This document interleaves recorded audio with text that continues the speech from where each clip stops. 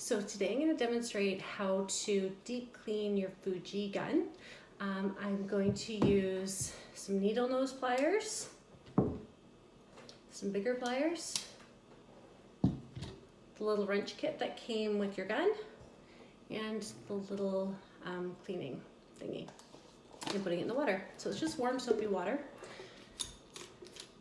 just the way you would do like a leg clean, but we're going to go a little bit deeper.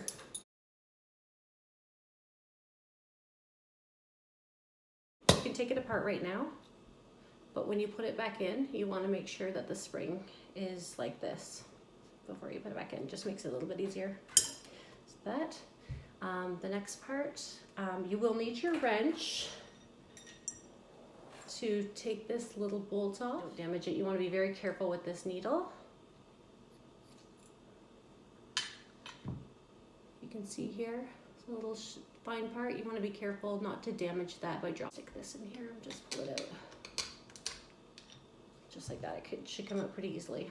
And you're going to put that here. And this is connected to the air hose, air valve, or whatever it's called. So you're going to go ahead and remove that. I use some needle nose pliers and I just pull it off. Pull from the top though and not the bottom part. I'll show you in a second here. Take it off. Put it in the water. It's a little sticky.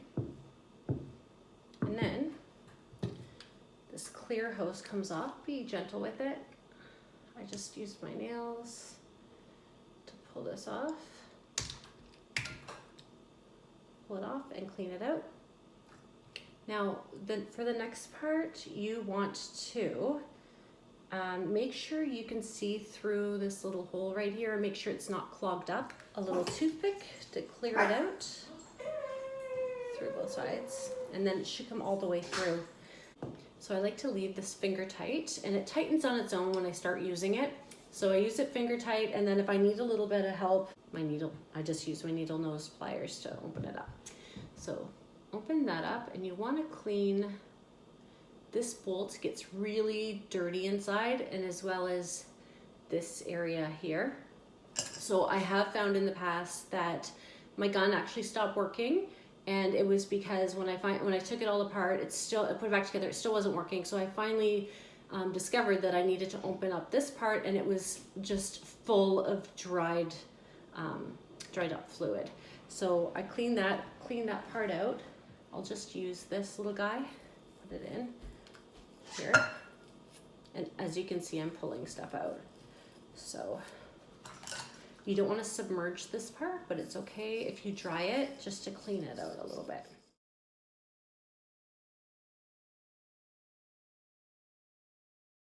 Any extra pieces that need to come out. Now that looks pretty good.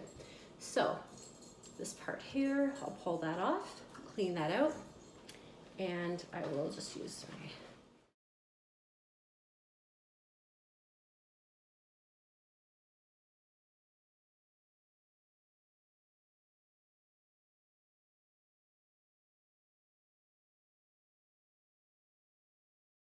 Okay, so I wiped everything down. My gun is all nice and clean and ready to be put back together. I'm going to take my needle here, and I don't know if you can see, but it's got a little bit of signs of wear. It looks like it's been a little bit tight right here because there's some friction marks.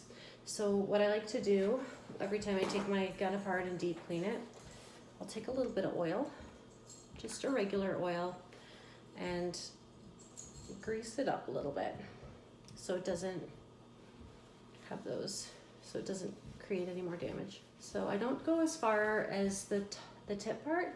I just do on the bottom here. Not a lot, just enough to just grease it up a little bit. And then I'm gonna put it back in. And it also helps it glide in a little bit more easily. You wanna push it in, but not force anything. You never wanna force anything with your gun. If you feel like you're forcing it, stop and start over again. You can see through everything, that everything looks nice and clean.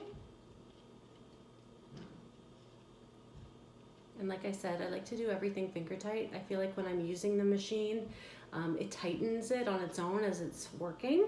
So it doesn't really need to be put in really tightly. I just like finger tight. And then it's not really hard to take apart again. And like I've said, I've never had a problem with it being finger tight. So then I want to take my spring and I like to put it in like that.